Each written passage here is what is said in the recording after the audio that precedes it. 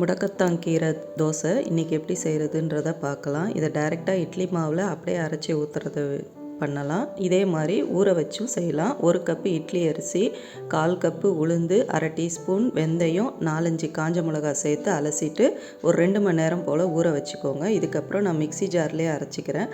எல்லாத்தையும் சேர்த்துட்டு 2 கப்பு அளவுக்கு முடக்கத்தான் கீரையை அந்த நரம்பெல்லாம் எடுத்துட்டு நான் எடுத்து வச்சுருக்கேன்.